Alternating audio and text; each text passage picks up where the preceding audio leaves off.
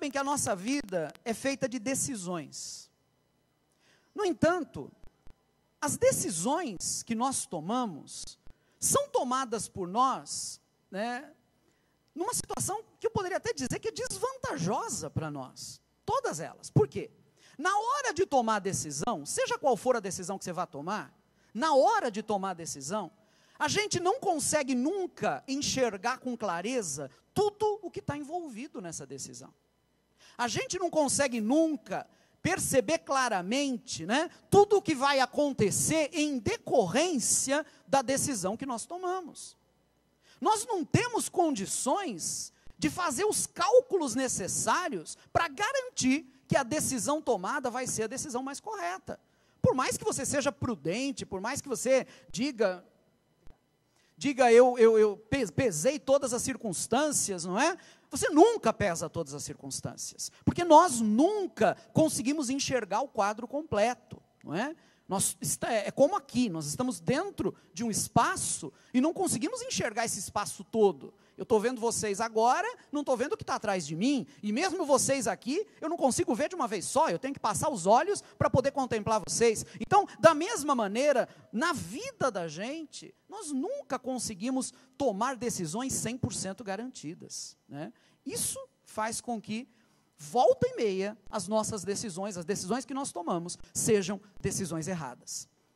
Gente, a vida não é como uma peça de teatro. A vida não admite ensaios.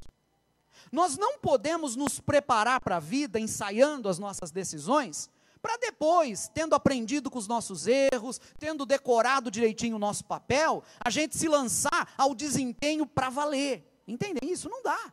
Na nossa vida, tudo é para valer sempre. Não tem opção de repetir, de voltar atrás. Não dá. Sendo assim, os equívocos, os erros, são inevitáveis na nossa vida. Um dos maiores consolos que o Evangelho pode oferecer para a gente, como eu e você, gente falha, gente frágil, gente que tem no currículo, como nós temos, tantas decisões equivocadas. O maior consolo que o Evangelho pode nos oferecer é a possibilidade do recomeço. Aquela possibilidade que está sempre presente. O recomeço, queridos e queridas, está inscrito no coração da nossa fé. O recomeço é uma das possibilidades mais sagradas do ser humano. Quando nós falamos da cruz e da ressurreição do Senhor Jesus, nós estamos falando sobre como o amor de Deus nos abriu definitivamente a possibilidade de recomeçar. João, no seu Evangelho, nos apresenta Jesus um pouco antes de morrer, um pouco antes de exalar seu último suspiro, bradando algo muito significativo. Em João, Jesus diz ao morrer: está consumado. Essa frase revela para a gente que, naquele momento, um limite até então intocado estava sendo ultrapassado. Entendam isso, queridos.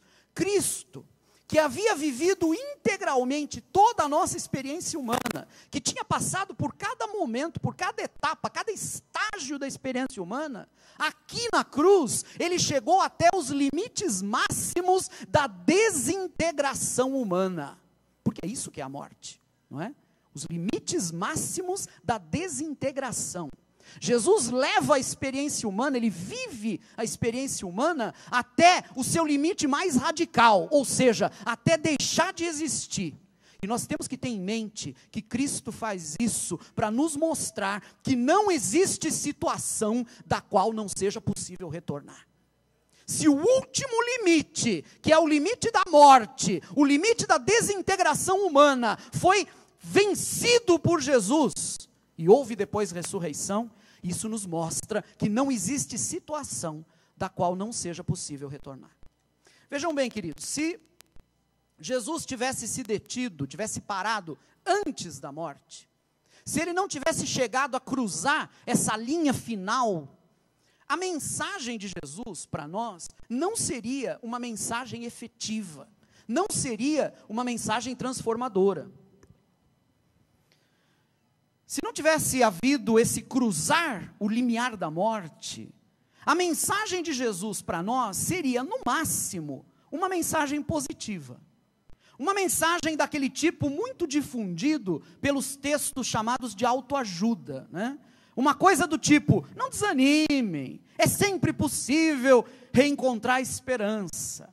A gente sabe que existem muitas mensagens assim por aí. Agora, somente cruzando a barreira da morte, somente cruzando aquela barreira que divide os seres humanos, porque é na verdade a própria aniquilação do ser humano, é que Jesus poderia mostrar que a obra dele era de fato uma obra para valer. Não se tratava apenas de discurso, mas se tratava de algo efetivo que ele estava realizando. Vamos refletir um pouquinho sobre os discursos de autoajuda. Eu sei que tem muita gente que fica rico com isso, não é? Escreve livros, né? Eu costumo dizer que os livros de autoajuda, né? Eles de fato ajudam a pessoa que os escreve a ficar rico, né? É de autoajuda. O autor se ajuda através deles, né?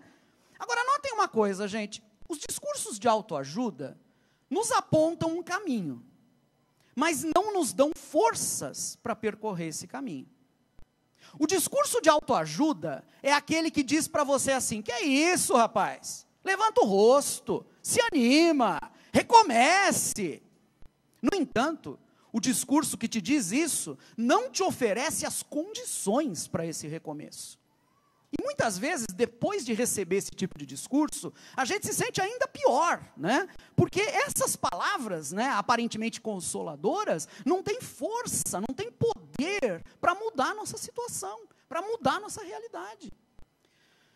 No entanto, queridos, se nós queremos mesmo entender como é possível esse recomeço, não um recomeço de mero discurso, mas uma coisa que se torne concreta na nossa vida, se nós queremos de fato compreender como isso é possível, primeiro nós precisamos encarar a longa noite que separa essa tarde de sexta-feira em que Jesus morre, da manhã do domingo da ressurreição.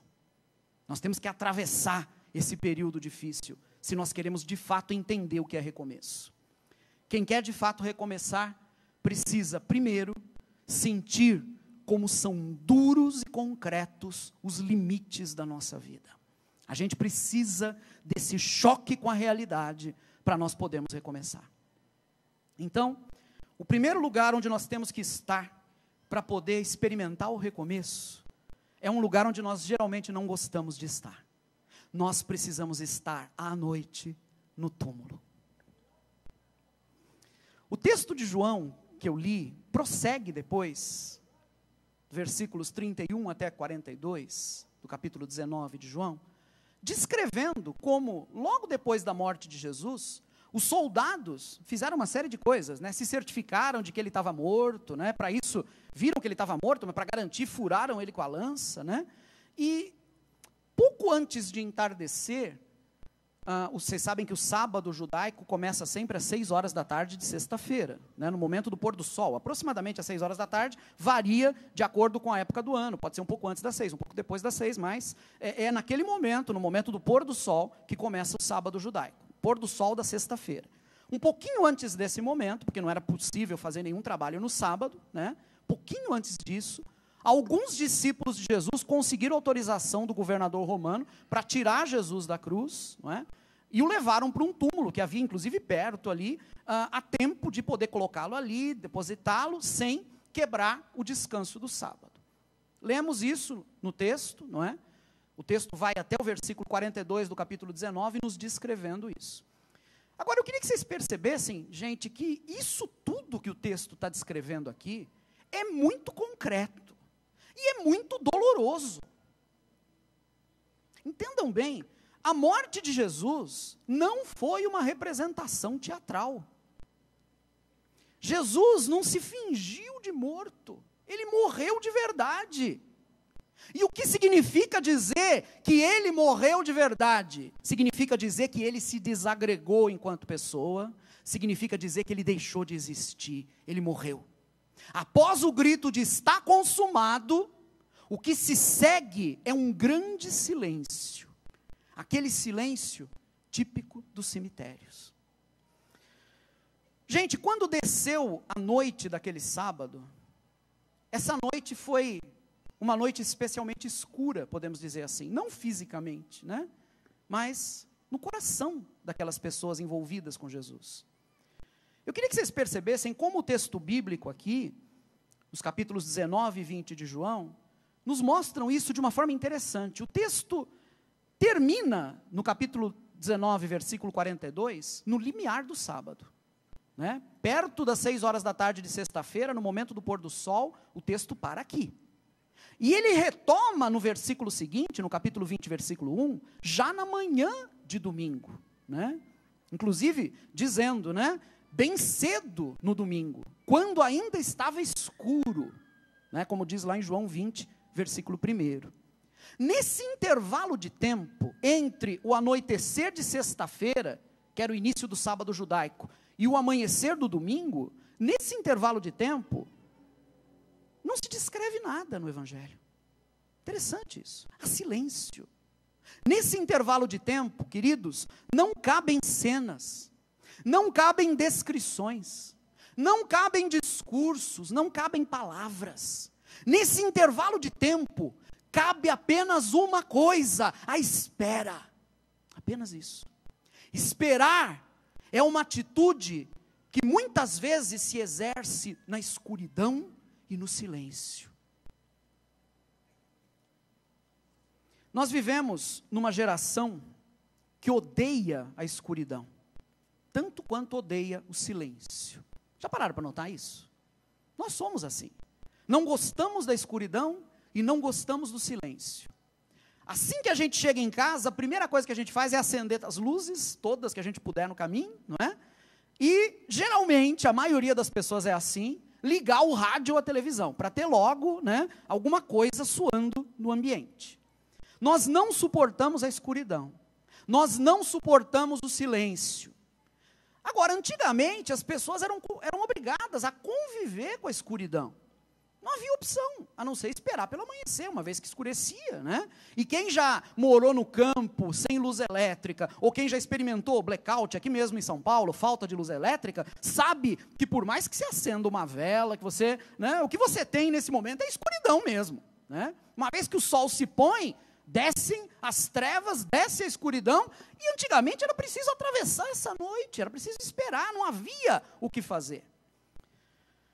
Os nossos antepassados, que tinham mais facilidade em lidar com a escuridão, estavam mais habituados a ela do que a gente, também tinham mais facilidade para lidar com o silêncio. Eles não eram dominados, como nós somos, por essa necessidade frenética que nós temos de falar, de explicar, de se justificar. Isso é uma característica nossa. Já notaram isso? Né? A gente sempre tem que falar alguma coisa, a gente sempre tem que achar que alguma coisa tem que ser dita, né? Muitas vezes isso se manifesta nos momentos difíceis da vida. Você vai num velório, por exemplo, achando que você tem que dizer alguma coisa, né? E por acaso tem alguma coisa que se diga num velório? Não tem nada para se dizer, né? A melhor coisa possível é abraçar as pessoas, abraçar os amigos, mostrar que você está ali e fica quieto, meu querido, porque não tem o que dizer.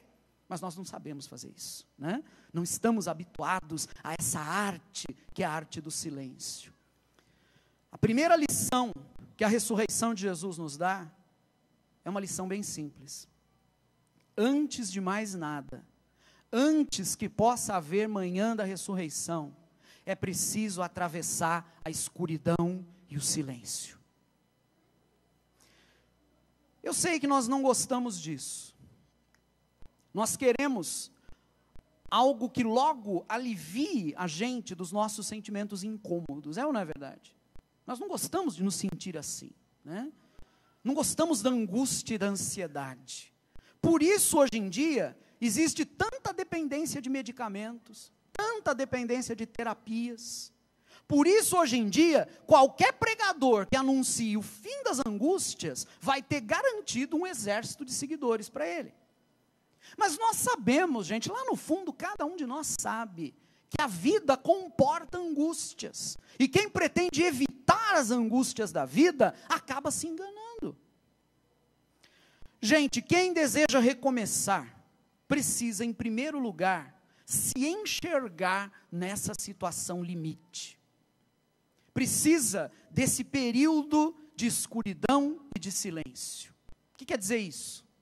Nós precisamos ver aonde nossos equívocos nos conduziram.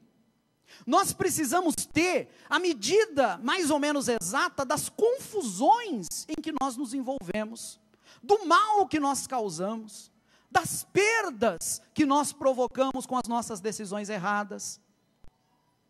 Antes de nós iniciarmos uma nova página na nossa vida, vem aquele momento muito chato, humilhante até, em que a nossa professora vem e arranca do nosso caderno a página velha, que está cheia, está coberta pelos nossos erros. Eu sei que isso não é muito pedagógico, né? Hoje em dia nenhuma professora faz isso.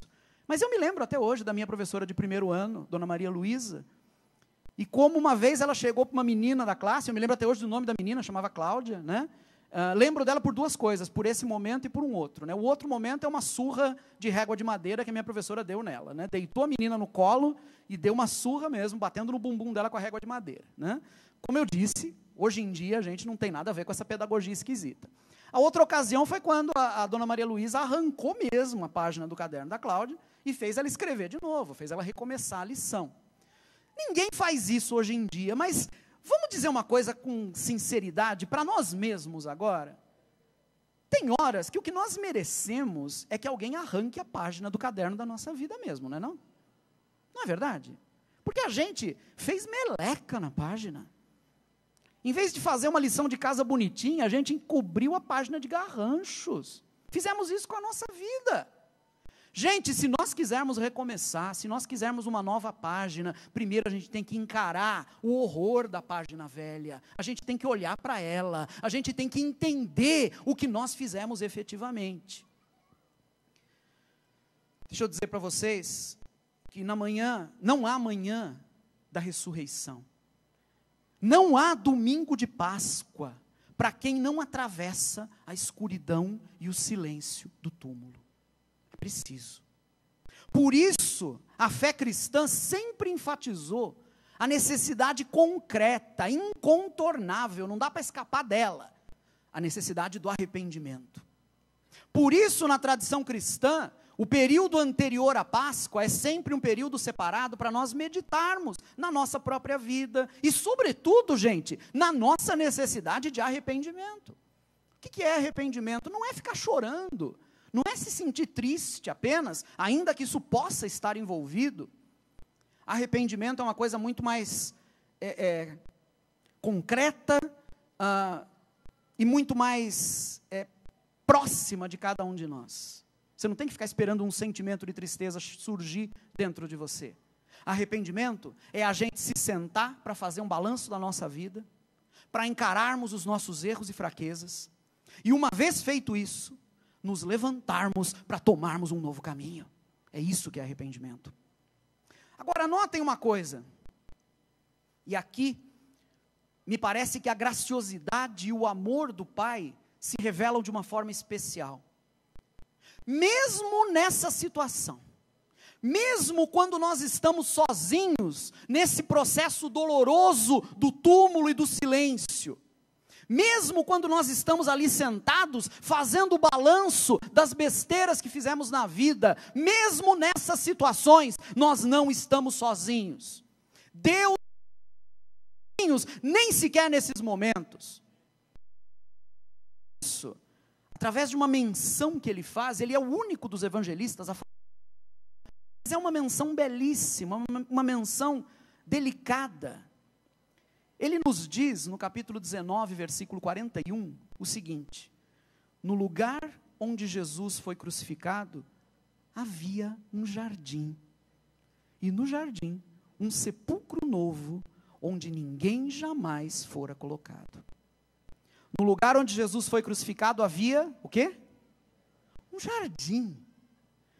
Gente, um túmulo, sim, mas o túmulo ficava no jardim. Percebem que aqui tem duas imagens aparentemente contraditórias. O túmulo, que é lugar do fim, lugar da desagregação do ser, lugar da decomposição, lugar da morte. E o jardim, que é lugar de plantas, de flores, de frutos, de rebentos de vida, não é? Que estão recomeçando. Vamos ter em mente aqui que o túmulo judaico não é como o nosso, né? Um buraco aberto na terra. Naquele tempo, o túmulo geralmente tinha a forma de uma caverna, mais ou menos, ou era construído assim, e dentro, sobre uma pedra, uma laje, era colocado o corpo da pessoa falecida. A pessoa não era colocada diretamente na terra, tá? Então, teoricamente, não havia nenhum problema em haver um jardim próximo ali de um túmulo. Agora, mesmo assim, a proximidade dessas imagens, para nós, é chocante. Num lugar de morte, nós encontramos um lugar de vida e de esperança como um jardim. Gente, o que é que isso quer dizer para nós? Quer nos dizer que mesmo nas situações limite, mesmo nas piores situações, aquelas em que a nossa miséria, a nossa loucura provocaram morte, as nossas decisões destroçaram a gente, destroçaram os outros, mesmo nessas situações, existe uma promessa de vida. Para quem é cristão, de uma vez para sempre, a morte não pode ser o fim. Se tem túmulo, tem também jardim ali. Graças a Deus por isso. A pergunta que eu faço para você é a seguinte: na sua caminhada de vida, onde é que você se encontra exatamente? Se você está entre aqueles que precisam de recomeço, o lugar certo para você é estar aí, à noite, no túmulo. Não é confortável, não é agradável, mas é necessário. É necessário você encarar sua própria vida. É necessário fazer o balanço dos erros. Obrigado, querido. É necessário fazer o balanço dos erros, a soma das perdas, a lista das suas vítimas. E feito tudo isso, é preciso que você se arrependa. Como eu disse, feito o balanço, é preciso se levantar e caminhar numa nova direção. Então, se primeiro você precisou estar de noite, e essa foi uma longa noite, como eu disse, no túmulo, se você atravessou esse período, de manhã, o que está preparado para você é um encontro no jardim. Quero convidar vocês a ler João 20, de 1 a 18. João 20, de 1 a 18. Diz assim o texto: no primeiro dia da semana, bem cedo, estando ainda escuro, Maria Madalena chegou ao sepulcro e viu que a pedra da entrada tinha sido removida. Então correu ao encontro de Simão Pedro. Eu vou recomeçar a leitura, perdão. No primeiro dia da semana, bem cedo, estando ainda escuro, Maria Madalena chegou ao sepulcro e viu que a pedra de entrada tinha sido removida. Então correu ao encontro de Simão Pedro e do outro discípulo, aquele a quem Jesus amava, e disse: tiraram o Senhor do sepulcro, e não sabemos onde o colocaram. Pedro e o outro discípulo saíram e foram para o sepulcro. Os dois corriam, mas o outro discípulo foi mais rápido que Pedro e chegou primeiro ao sepulcro. Ele se curvou e olhou para dentro, viu as faixas de linho ali, mas não entrou. A seguir, Simão Pedro, que vinha atrás dele, chegou, entrou no sepulcro e viu as faixas de linho, bem como o lenço que estivera sobre a cabeça de Jesus. Ele estava dobrado à parte, separado das faixas de linho. Depois o outro discípulo, que chegara primeiro ao sepulcro, também entrou. Ele viu e creu. Eles ainda não haviam compreendido que, conforme a Escritura, era necessário que Jesus ressuscitasse dos mortos. Os discípulos voltaram para casa. Maria, porém, ficou à entrada do sepulcro, chorando. Enquanto chorava, curvou-se para olhar dentro do sepulcro e viu 2 anjos vestidos de branco, sentados onde estivera o corpo de Jesus, um à cabeça e o outro aos pés. Eles lhe perguntaram: mulher, por que você está chorando? Levaram embora o meu Senhor, respondeu ela, e não sei onde o puseram. Nisso ela se voltou e viu Jesus ali, em pé, mas não o reconheceu. Disse ele: mulher, por que está chorando? Quem você está procurando? Pensando que fosse o jardineiro, ela disse: se o Senhor o levou embora, diga-me onde o colocou e eu o levarei. Jesus lhe disse: Maria. Então, voltando-se para ele, Maria exclamou em aramaico, Rabone, que significa mestre. Jesus disse, não me segure, pois ainda não voltei para o Pai. Vá, porém, a meus irmãos e diga-lhes, estou voltando para o meu Pai e Pai de vocês, para o meu Deus e Deus de vocês. Maria Madalena foi e anunciou aos discípulos, eu vi o Senhor, e contou o que ele lhe dissera. Notem que João nos diz aqui, que quando Maria Madalena chegou ao túmulo, na manhã de domingo, ainda estava escuro. Quero chamar a atenção de vocês para isso. Tem ocasiões, gente, em que a noite parece ainda maior, parece ainda mais longa. Essa foi uma longa noite. Para Madalena, aquele sábado de espera deve ter parecido imenso, sem fim. Mas o detalhe aqui é que mesmo pela manhã, ainda não tinha luz, ainda estava escuro. A luz da ressurreição não obedece a relógios. É preciso persistir, indo ao túmulo mesmo em meio à escuridão, como Madalena fez, para poder enxergar a ressurreição, para poder testemunhá-la. Na narrativa que eu li, que João escreve, que é belíssima, eu quero destacar para vocês aqui um aspecto, um detalhe, ele me parece central. Nessa cena aqui tem anjos, mas Maria não dá importância aos anjos. Ela apenas repete para eles a pergunta, né, angustiada, cadê o corpo dele? Maria vê Jesus, como diz o versículo 14, né, ali em pé, mas não reconhece que aquele era Jesus. Jesus faz a Maria a mesma pergunta feita pelos anjos, mulher, por que você está chorando? Quem que você está procurando? O versículo 15 nos diz, pensando que fosse o jardineiro, ela disse, se o Senhor o levou embora, diga-me onde o colocou, e eu o levarei. Gente, nessa pequena confusão de Maria aqui, olhando para o Cristo ressuscitado e pensando que fosse o jardineiro, tem um outro sinal aqui, cheio de graciosidade também. Um sinal que completa aquele outro que eu destaquei há pouco. Nós vimos que no lugar onde Jesus foi crucificado havia, o quê? Um jardim, está lá no capítulo 19, versículo 41. Agora, Maria confunde o Cristo ressuscitado com o jardineiro. Faz todo sentido. Se tem um jardim, deve ter um jardineiro, né? Já passou o sábado, já é o domingo, já não é mais dia de descanso para os judeus, o jardineiro veio trabalhar, né? Agora, o que João está tentando dizer para a gente aqui? Tem uma razão para isso estar colocado no Evangelho, para essa confusão de Maria ter sido posta no texto. A pergunta que a gente tem que fazer, gente, é a seguinte, que jardim é esse aqui? E depois de fazer essa pergunta, a gente tem que perguntar, será que o Cristo ressuscitado não é mesmo o jardineiro desse jardim? Quero voltar rapidamente ao texto que nós usamos para abrir essa reflexão. Pregado na cruz, prestes a expirar, Jesus brada, está consumado. Qual foi o grito de Jesus? Isso mesmo. Gente, na história dos propósitos de Deus, aqui se conclui um ciclo fundamental.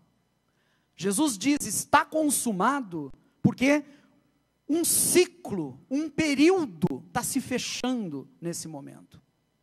Esse ciclo, que se fecha aqui com Jesus na cruz, dizendo está consumado, ele se abriu simbolicamente com a figura de um jardim. Gênesis capítulo 2, versículo 8 diz, ora, o Senhor Deus tinha plantado um jardim no Éden, para os lados do leste, e ali colocou o homem que formara. Vejam bem, nós sabemos que aqui nós estamos diante de um dos mais fortes símbolos que a Escritura Sagrada emprega. O jardim do Éden não é um jardim onde os nossos antepassados viveram e do qual eles foram expulsos. O jardim do Éden é um símbolo sobre como Deus sempre desejou que fosse a nossa vida. É isso. Aliás, nesse jardim, diz o Gênesis, o homem criado por Deus foi colocado como jardineiro.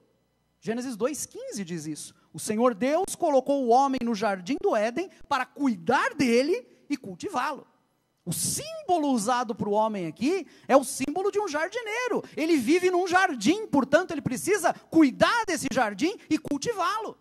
Entendam bem, queridos e queridas, Deus sempre quis que a vida do homem no mundo fosse uma vida cheia de alegria, cheia de paz, de abundância, de fraternidade. Deus planejou a vida para ser desse jeito. Deus criou o mundo cheio de dons como ele é, para que isso fosse possível. Nós, eu e você, seres humanos, deveríamos gerir o mundo, deveríamos administrá-lo, deveríamos cuidar dele, para que ele fosse desse jeito. Mas a gente sabe o que aconteceu. O texto do Gênesis, sempre usando recursos simbólicos, vai mostrar para a gente que o homem egoísta preferiu a si mesmo em detrimento do seu próximo. É isso que significa aquele ato de comer o fruto da árvore. É isso que está significado naquela história do irmão que mata o irmão. É isso que está presente naqueles primeiros relatos que falam de uma violência que cresce sem limites na terra. Vocês podem ler tudo isso nos primeiros 11 capítulos de Gênesis. O texto bíblico está nos ensinando que nós, seres humanos, com as nossas ações egoístas, perdemos a cada dia o jardim preparado por Deus. Vejam o que eu estou dizendo, a cada dia. Não jogue lá para trás, para um antepassado qualquer, a responsabilidade sobre as decisões que são suas. Eu não posso jogar a responsabilidade das decisões que são minhas. O jardim do Éden não foi perdido lá atrás, o jardim do Éden é perdido o tempo todo ao longo da história, quando nós vivemos de maneira contrária, diferente daquela vida que Deus planejou para nós. Por causa do nosso egoísmo, nós impedimos este mundo de ser o jardim que Deus gostaria que ele fosse. A história da humanidade é a história desse longo ciclo de egoísmo humano e de sofrimento. No entanto, esse ciclo chega ao fim. Está consumado, disse Jesus. E para ilustrar isso, para mostrar para nós a força disso, João nos mostra que no lugar onde Jesus foi crucificado havia um jardim. Em troca do jardim que eu e você perdemos diariamente com as nossas ações idiotas, aqui onde Jesus é crucificado há um jardim.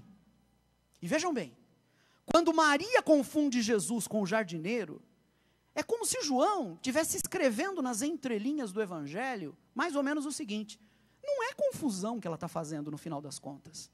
Jesus é mesmo o jardineiro desse jardim. O homem, o ser humano, devia ter cuidado diariamente do jardim que foi confiado a ele por Deus, mas acabou perdendo esse jardim. Jesus, através de sua obra, recupera o jardim e se torna ele mesmo o cultivador desse novo jardim. Nesse contexto, gente, a palavra de Jesus a Maria ganha um significado ainda mais claro para a gente. Capítulo 20, versículo 17 de João. Vá, porém, a meus irmãos e diga-lhes: estou voltando para o meu Pai e Pai de vocês, para o meu Deus e Deus de vocês. Os seres humanos que se condenaram à exclusão do primeiro jardim, agora são admitidos nesse jardim definitivo.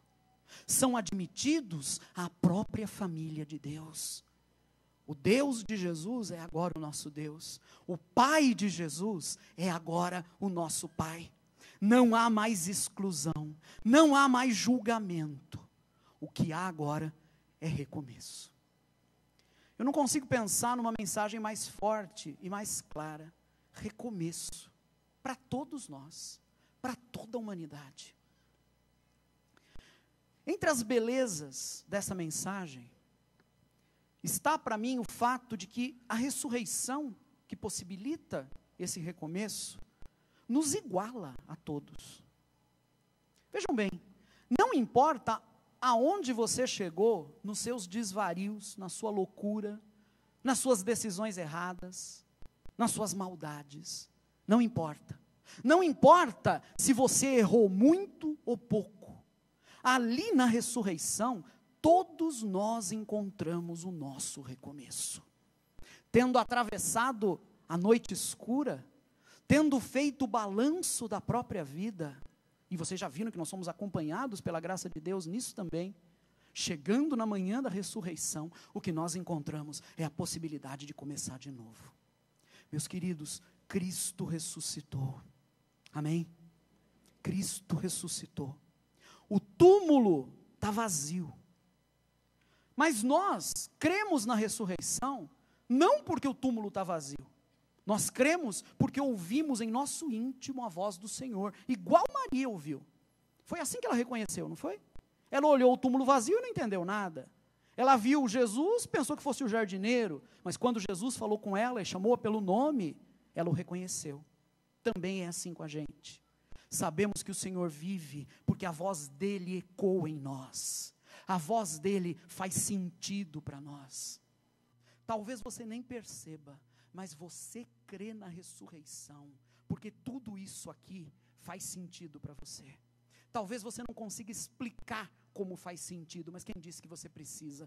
Tudo isso faz sentido para você. Essas palavras todas ecoam dentro de você e se tornam dentro de você a própria voz de Cristo chamando você pelo nome. Gente, se Ele está vivo, como de fato Ele está, então está aberta a todos nós a possibilidade do recomeço. Eu queria te encorajar a crer nessa boa notícia.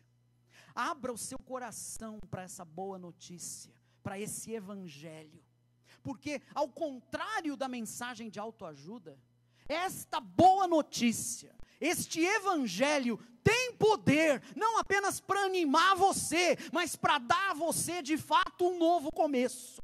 É isso que o evangelho te dá, é isso que a manhã da ressurreição te dá.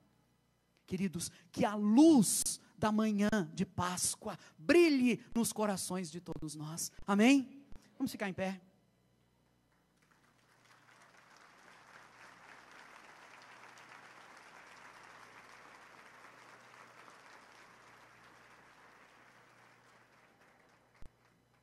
Eu quero orar com vocês. Eu vou pedir que as pessoas que foram batizadas hoje, e os novos membros, aqueles que já eram batizados em outros locais, mas foram recebidos também como membros hoje, se preparem aí onde vocês estão, todos aqueles que fizeram o nosso curso, porque logo depois de orar, eu vou chamar aqui à frente vocês, para apresentar vocês para a nossa comunidade, tá? Peço que vocês já vão se preparando para isso. Mas antes de mais nada, eu peço, mais uma vez,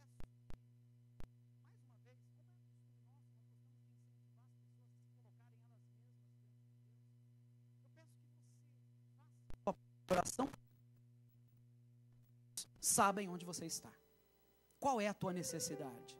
É a necessidade do recomeço? Faça essa conta mental. Olha para a tua vida. Olha o que aconteceu. E se arrependa. Se arrepender é olhar tudo isso, não é? Mas é também se levantar e dizer, a partir de agora, eu sigo um novo caminho. É isso. É esse recomeço que o Senhor nos possibilita ter nessa manhã. Para todos nós, essa palavra faz sentido. Lutero gostava de dizer, toda a vida do cristão é uma vida de arrependimento. Todos nós celebramos a Páscoa, porque todos nós precisamos da ressurreição, todos nós precisamos recomeçar. Convido você a se colocar diante de Deus em oração. Daqui a pouquinho eu vou expressar coletivamente, comunitariamente, o nosso coração diante do Pai.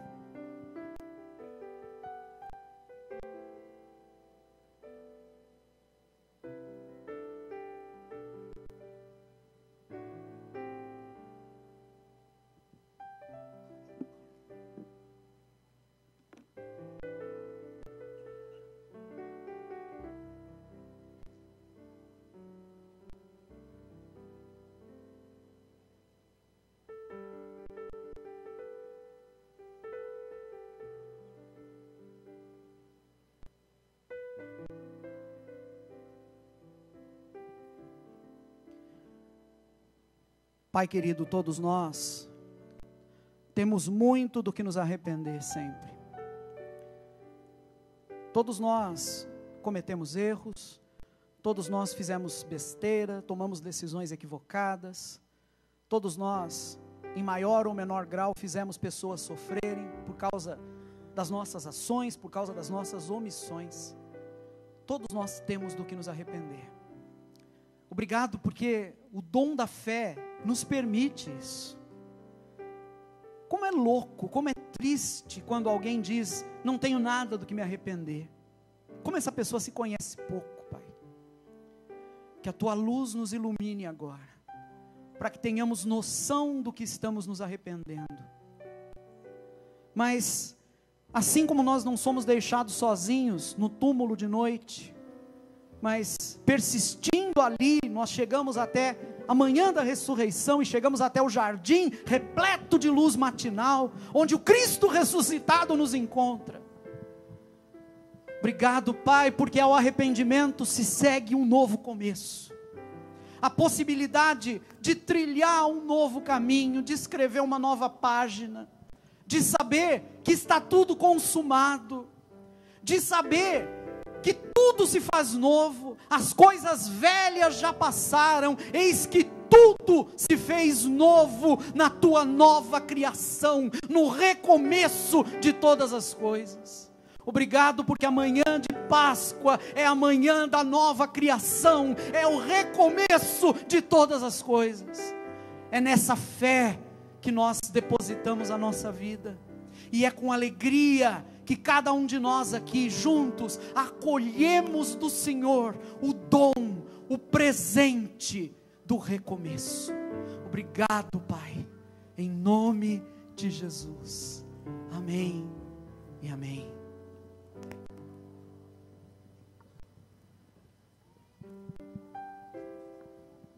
Eu queria pedir que todas as pessoas que foram batizadas hoje, e também as pessoas que estão vindo para a nossa comunidade, de outras comunidades cristãs, que fizeram com a gente o nosso curso, agora que está terminando, eu peço que vocês venham aqui em cima nesse momento, por favor, não se envergonhem, é muito importante esse momento, é um momento de nós apresentarmos vocês à comunidade, essa comunidade da qual agora vocês fazem parte. Eu peço que vocês subam e se coloquem aqui, vamos fazer uma fila, não é? E enquanto esse pessoal está subindo, está vindo aqui, eu quero convidar vocês, comunidade, a celebrar. Vamos fazer isso juntos, aplaudir a Deus pela vida deles, graças a Deus.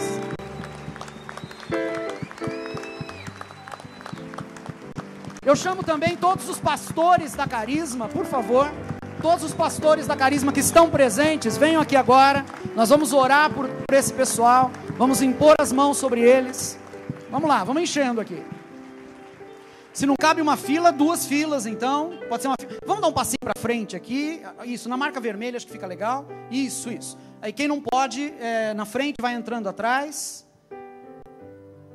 Legal. É muito bom ter vocês aqui, foi muito bom participar com vocês desse curso, foi muito gostoso, e lembrem que a gente ainda tem uma última aula no domingo que vem, não faltem, né? Professor tem que ser professor sempre, né? Não tem jeito. Mas é uma alegria para nós recebê-los. Vocês que foram batizados hoje, a palavra que a Escritura tem para vocês, e que era um versículo bíblico usado sempre quando aconteciam batismos nas igrejas do passado, é aquele trecho da carta aos Efésios que diz assim: desperta tu que dormes, levanta-te dentre os mortos, e Cristo te iluminará. O batismo de vocês foi a passagem da morte para a vida, foi a inserção de vocês no corpo de Cristo. Nós recebemos vocês com alegria e queremos ajudar vocês nessa caminhada que vocês estão começando como seguidores de Jesus Cristo. Vocês, queridos e queridas que estão vindo de outras comunidades, já foram batizados nelas, vocês foram batizados em nome do Pai, do Filho e do Espírito Santo, como esses que hoje foram batizados também foram, fazem parte juntamente com eles do mesmo corpo de Cristo. Mas vocês escolheram essa comunidade porque entenderam que o momento de vocês em outras comunidades cristãs havia terminado. De alguma maneira Deus dirigiu vocês até aqui. Nossa palavra para vocês é que vocês sejam gratos aos lugares de onde vocês vieram. Honrem as pessoas que por primeiro alimentaram vocês com o leite da palavra. E vivam agora entre nós de forma radical o compromisso de seguir a Jesus. Essa comunidade é a casa de todos vocês que estão sendo recebidos hoje. E eu pergunto para vocês recebem esse pessoal aqui? Com alegria? Vamos lá! Nós vamos orar impondo as mãos, então eu peço aos pastores que façam isso junto comigo agora. Eu peço que vocês, se puderem erguer suas mãos, ergam aqui na direção desses irmãos. Vamos orar agora por cada um deles. Pai, nós agradecemos ao Senhor pela vida desses irmãos e irmãs. Agradecemos porque na Tua graça o Senhor os trouxe até esse lugar. O Senhor colocou essa comunidade no caminho deles, Pai, para que eles pudessem receber através desse lugar bênção, instrução na fé, encorajamento, esperança. O Senhor, Pai, deu a eles o selo do batismo, deu a eles o dom do Teu Espírito também. O Senhor, Pai, derramou sobre a vida de cada um deles a Tua graça. Obrigado, Pai, pela vida desses irmãos e irmãs. Que eles sejam cheios da Tua graça, que eles se integrem nesse lugar em relacionamentos fortes, de amizade, de amor, de companheirismo. Que aqui eles cresçam, Pai, para viver uma vida que agrade ao Senhor. Que a Tua bênção esteja sobre a vida desses queridos, Pai, hoje e para todos sempre, em nome de Jesus.